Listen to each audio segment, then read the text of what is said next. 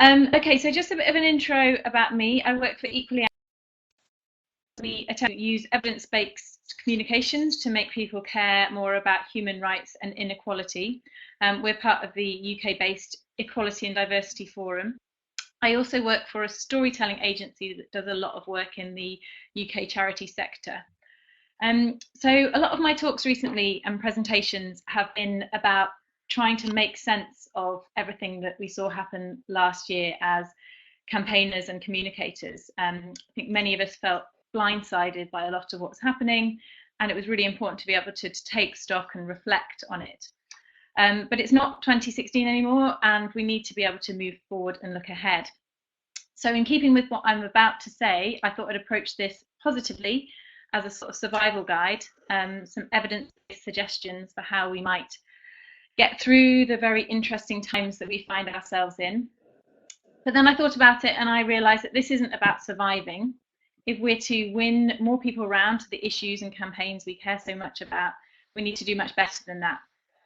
We need to regain our strength from learning about everything that's going on at the moment, and we need to take back control. But then I thought about that and I realised taking back control probably isn't inspiring enough. Our campaigns need us to be at the very top of our games. We need to make campaigning great again. So, love them or hate them, the two big slogans that I was exposed to a lot last year, take back control from the Brexit campaign and make America great again from the Trump campaign, spoke to millions of people and made them feel something that connected to their values. I believe we need to do much more of that in the way that we communicate, and that's how I've approached what I'm about to talk about now. So, number one in my 6-point plan is don't believe the hype about post-truth. Every time I hear people talking about us living in a post-truth world, I want to ask when the that time when we won people over by calmly and dispassionately stating facts, that time when statistics won elections, that time when pointing out that people were wrong resulted them in thanking you and taking on your version of the truth, that time when telling people just how bad a situation was made them immediately want to do everything in their power to solve it. That time obviously never happened. And by putting the label post-truth on so much of what's happening in the world at the moment, we're making it into a fad and a thing that's affecting people over there who are not like us, people who buy into alternative facts and vote for Trump. And I think we miss out on a lot if we choose to see what's going on at the moment through this lens. So to illustrate some of this, I wanted to share some examples from our research and some other bits and bobs. At Equally Ours, we started researching what people think and feel about human rights in 2012. A group of charities had recognised that there was a growing issue around public perception. And if it was ignored, politicians would have a really easy time of it when it came to weakening our human rights protections. So our first piece of research we did in 2012, and despite kind of living and breathing it since then, I reread it recently and I'd actually forgotten the level of anger and vitriol that people felt and still feel about human rights in the UK. So firstly, and possibly unsurprisingly, even among those positive about rights, Europe was seen as meddling and making silly rules about human rights. So obviously that relates strongly to everything that's happened subsequently around Brexit, and this connection that people felt between Europe and Brussels interference and a kind of lack of common sense and sort of basic human rights protections. That was such a strong association that people had. So in our focus groups, our moderator cited examples of human rights laws being used by sympathetic figures and in ways that the participants agreed with in an attempt to try to shift the negativity in the way that people were responding. But the role of the European Court of Human Rights was still regarded as wasteful and unnecessary, and the examples aggravated rather than placated the participants. So there was a couple of examples of these stories about human rights being used in ways that people agreed with, but it didn't make them question their fundamental view that the European Court was wrong and meddling and wasteful. I was talking to a researcher friend about this, who said that they experienced exactly the same thing when they were doing focus groups around the welfare system, and that people were talking about how much of a problem benefit fraud was. And so they showed them the facts about how little was actually lost to benefit fraud and how small a problem it was in reality. But he said that when we showed people hostile towards welfare the facts about how little was lost to fraud, it wasn't just that they didn't believe it, it actually made them really angry. So in both instances, we're seeing facts bouncing off people or making them even more entrenched in their views.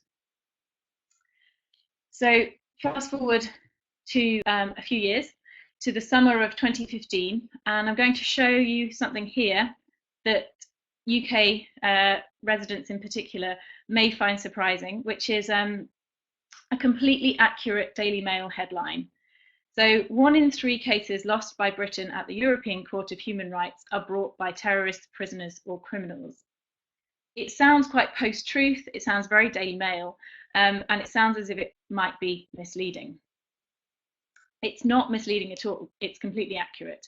And the source of it is an analysis, which is under here, of human rights cases produced by human rights lawyers, which was designed to show how comparatively few human rights cases were being brought by terrorists, criminals and prisoners.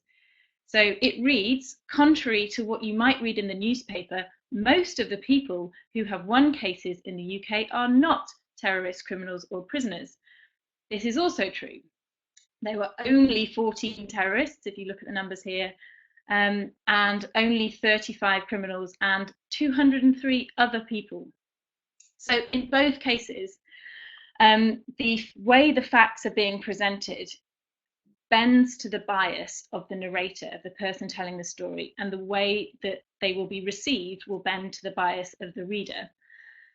The technical term, I'm sure most of you know, is confirmation bias, the tendency to search for, interpret, favour and recall information that confirms one's pre-existing beliefs while giving less consideration to alternative possibilities. And these are obviously quite recent examples, but the phenomenon certainly isn't.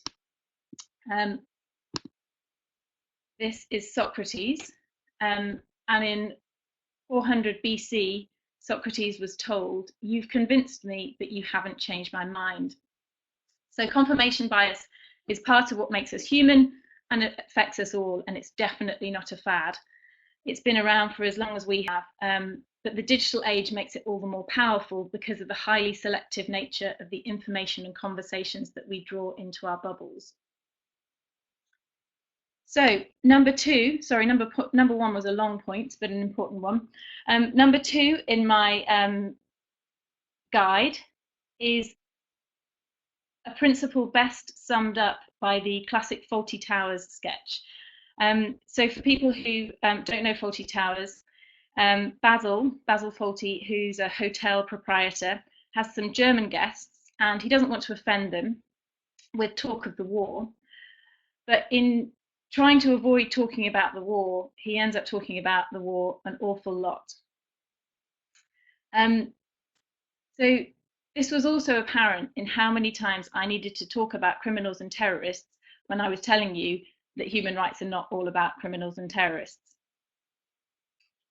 So this is Basil,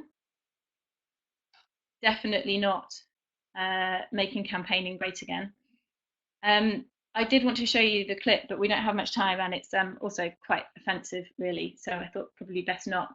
But my other favourite example of this is the phrase "don't take it personally," and I think it's one of those things where it means the exact opposite, conveys the exact opposite sentiment of the one it's pertaining to convey. The same applies to "with all due respect" and "it's not you." They convey the exact opposite sentiment to what they're supposed to, and in everyday life this happens all the time, and it will keep happening. But because we're going to make campaigning great again, we need to be thinking much more about whether we're doing this. when we're communicating our issues and campaigns. George Lakoff, who many of you will have come across and is definitely worth a read if you haven't, is a cognitive linguist in the States, and he wrote a book called Don't Think of an Elephant, which was showing the fact that as soon as we allude to a word or a phrase or a concept, that's what's planted in people's brains, and it will fire off all sorts of associations and connotations that probably aren't helpful in driving our intended point home. And we all have imperfect memories and busy lives, and people are often left with the exact opposite message to the one that we meant. George calls it George calls it invoking a negative frame, but I like to think of it as don't go there. So don't try to prove that human rights aren't all about terrorists. Tell a different story instead. Don't try to disprove that 350 million goes to the EU each week, which was a big theme in the Brexit campaign. Talk about something else instead. And don't try to show continually what a baddie Donald Trump is. Inspire people with an alternative to his narrative. I think it's really tempting, and it's very, very human to want to say, this is not how it is, and to point out when things feel wrong. But there's a really strong body of evidence that we should resist that temptation. So number 3 in my guide is that if the digital age has heightened our natural tendencies to reinforce our own views, we need to work even harder to seek out different viewpoints. Our bubbles are very powerful, and it's not easy to forge and retain a really great understanding of what audiences think, and it's even harder to act consistently on the findings. That's what all our work at Equally Ours has really been about trying to understand what people think about these issues and then trying to use those findings and influence others to apply them day to day. And it's really, really hard. It's much easier to keep on doing and saying a version of what's gone before. But I think everything that's happening in the world at the moment makes this all the more important. So we need to be working out, finding out what people are basing their views on and what might make them see things differently. This doesn't always have to mean expensive focus groups and surveys, but I think any money that you can spend on audience insight is money well spent. But it can be as simple as starting with a few conversations with friends or family members that don't necessarily share your views or those of your organisations. And I think keeping abreast of kind of general polling data is also a good place to start. So I've just picked a few nuggets from some UK polls. So a third of Britons believe a woman who acts flirtatiously or is partially or completely to blame for being raped. 28% of the British public would be delighted or very pleased if a Trump-style migrant ban was adopted here. I think it's the word delighted that makes that feel quite so sort of shocking. And over half of the British public believes UK aid is wasted. So the model that we use at Equally Ours is that we try to identify a persuadable group, so a group of people to target on a particular issue that don't necessarily agree with us, but aren't so entrenched in their opposing view that they will reject everything we say out of hand, which is a good model, and it means that we avoid either preaching only to the converted or wasting our time on people who will never agree with us. But I think the extent to which general public opinion is not, very often not where we are, can't be overstated. And that means that there's an awful lot of people who aren't listening and aren't hearing us. And I think that everything that's happening shows us just how important that is. So number 4 in my guide is avoiding the language of crisis. So if we thinking about everything that I've talked through already, we can see that most people's brains are looking for reasons to switch off and to disbelieve and undermine what we might be telling them, especially if we're presenting them with information and arguments that don't fit their worldview. And quite often, what we're asking people to do is really hard. We want them to act on and acknowledge extreme human suffering and overwhelming threats. We want them to consider their own role in big, complex, systemic problems and to do something differently as a result. So one of the big strategic comms principles is avoiding the language of crisis.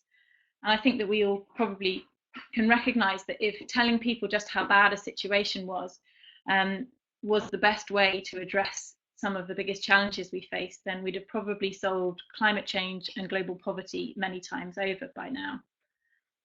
But when presented with overwhelming problems, people feel they're insurmountable and they find reasons not to engage. I think applying this principle is really, really hard in the current context because things are bad and we feel the need to keep on spelling out just how bad they are. But the more we do it, the easier it is for people to dismiss sensible points as hysteria. And I think that outrage and crisis language very often doesn't do much other than make us feel that we're doing something. In actual fact, we could be making things worse, even if we're successful in being heard.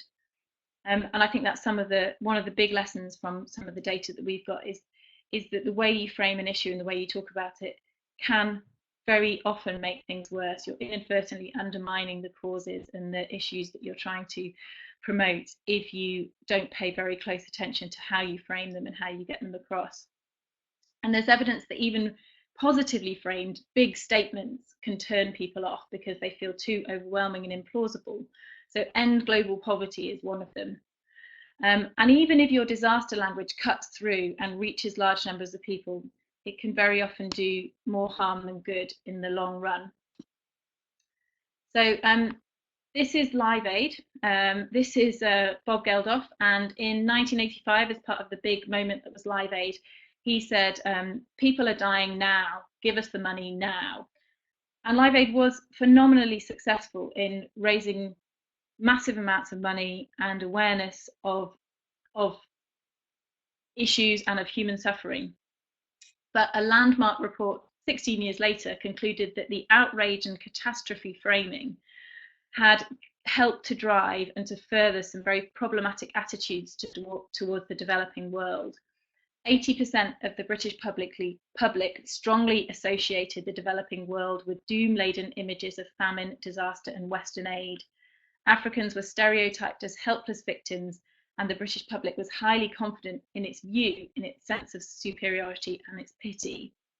So Live Aid had succeeded in telling a simple and compelling story, but the story was all wrong.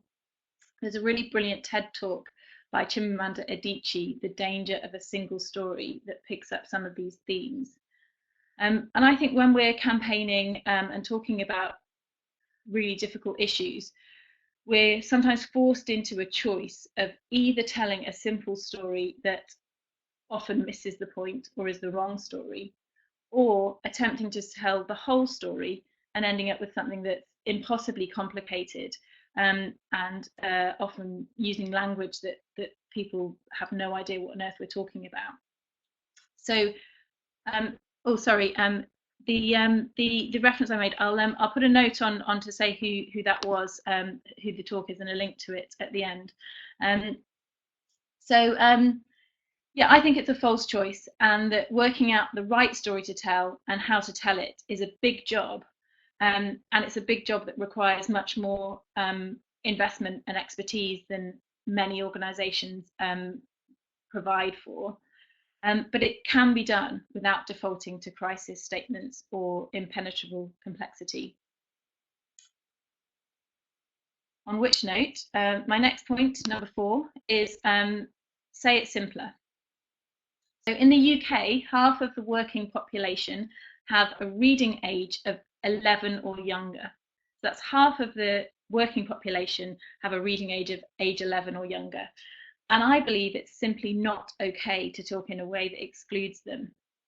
And that organisations stand a lot to lose if they can be dismissed as being part of the intellectual elite and the out-of-touch experts, which was one of the themes that we saw repeatedly during the Brexit campaign. And obviously it's one of the themes, one of the tropes that's been happening a lot in the States with Trump, the sort of attack on experts. And I think for organisations and particularly charities, that's not who we are, and we can't afford to come across in that way or to be open to that accusation.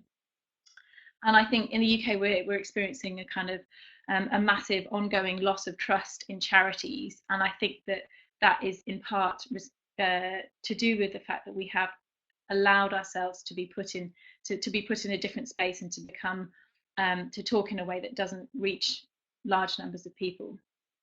So I think that everything we say on our digital channels and via the media should be expressed clearly and simply, or we'll always be limiting ourselves to our bubbles.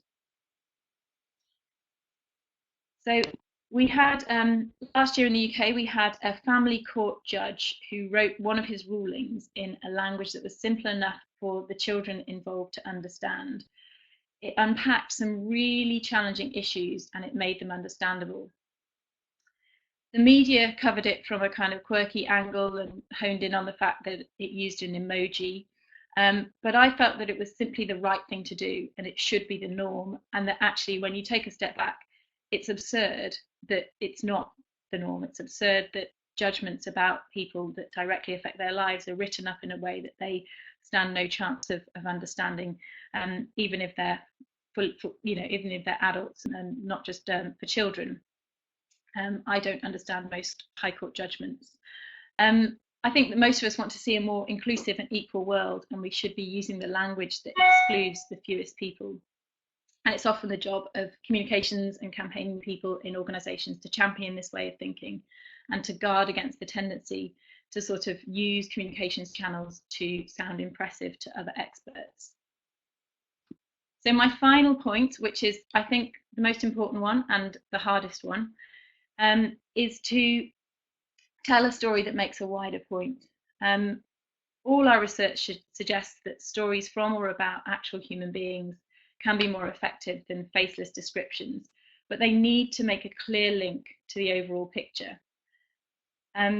We've done quite a lot of message testing around this, and it's a really challenging area because you can end up with a really great story, but that one that misses the point in the same way that I felt the Live Aid campaign did. And I think it's just one of those areas where we need to work hard at it. And we've done quite a lot of message testing where we've tried to use individual stories, but then we've bridged to the wider point, to the systemic issue that we're trying to highlight. And we feel that can be really effective, and it just needs a lot of work and a lot of thought attached to it. So we need to be able to speak to people's values and to press their emotional buttons, and we need our spokespeople to radiate warmth and humanity. We need to remember that changing people's minds has always required much more than facts, but we need to work harder at it than ever. Stories are powerful and necessary, and we need our organisations to invest more time and money in telling the right ones in the right way. So I'm going to finish with one of my own stories, which was that last autumn we heard here in London about Kumbaka the zoo, who had escaped his enclosure at the London Zoo. There was no danger, the zoo staff pointed out, which I have to say didn't feel hugely reassuring to me. I take my young daughters to the zoo quite a lot, and I didn't think they'd fare too well in an encounter with Kumbaka. But a week later, we heard that Kumbaka, during his bid for escape, had downed 5 litres of undiluted blackcurrant squash. And what this said to me and to my 3-year-old was, firstly, funny, and secondly, not scary. It felt immediately reassuring. If all he was doing was drinking squash, then he was no threat to us. And for me as a parent, this was all about how I felt. I didn't read the report into his escape. I didn't read the report into his escape. We just laughed and I felt reassured. And I think that this is for me, a really good reminder and an illustration of this is the level at which many people engage with the issues we work on. They hear snapshots, they rely on their emotional responses and gut instincts to guide them. And we all do this all the time on all sorts of issues without really noticing it. So Donald Trump's rule for the briefing papers that he reads is that they have to be a maximum of 1 side and 9 bullet points. So my summary would definitely not make it into the Oval Office. But unfortunately for us, he knows a lot of this stuff anyway. So I have shoved a whole lot of stuff onto one slide, but I thought it was a nice way of kind of summarising this guide. Hopefully provides some food for thought. So that's it from me, and I'm really keen to hear from everyone, and I hope that was interesting and thought-provoking. Fantastic. Thank you very much, Nicky.